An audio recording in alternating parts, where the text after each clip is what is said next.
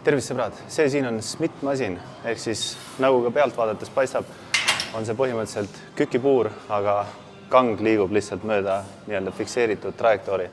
Ehk siis kang liigubki siit lihtsalt üles-alla. Aga muidu funktsioonid on enam-vähem samad, siin saad teha pingiga harjutusi, ilma pingita harjutusi, saad igasuguseid kükke ja nii edasi teha.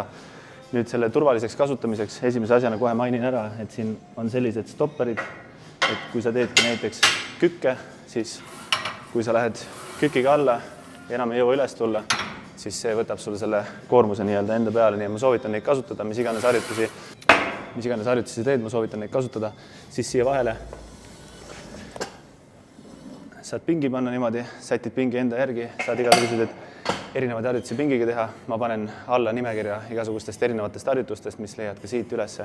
Schmidt masin on suht hea, kui sa näiteks ei julgegi vaba kangiga alguses teha näiteks harjutusi, sest sa tunned, et see on liiga ebastabiilne, siis siin näiteks ongi kükkidel, paned muidugi oma need stopperid jällegist, siis näiteks kükkidel ta liigub üles-alla samamoodi nagu tavaline kang, aga lihtsalt ta aitab sul stabiilsust hoida, ehk siis sa ei kuku pikali sellega loodetavasti.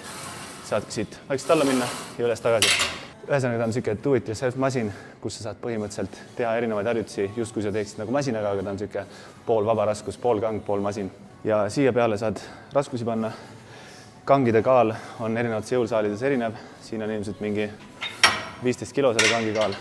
Ja siia vajadusel saabki selle padja panna, oleneb, mis harjutus teed. Teed näiteks puusatõsteid siin all, siis paned selle padja siia külge. Ja siis saad selle padjaga endale peale toetada.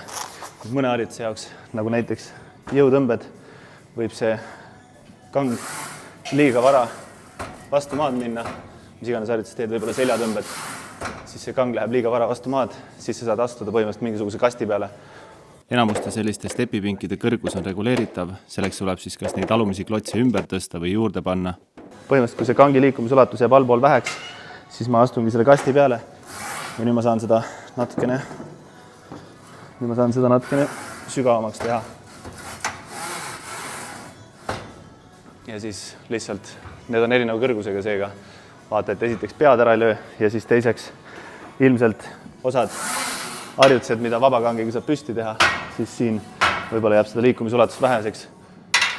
Ja siis pead kuskil näiteks üle pea pressi pead istudes pingi peal tegema. Ja siis saad ilusti üles suruda, ilma et see siia tipu vastu läheks. Vaat, edu sõbrad!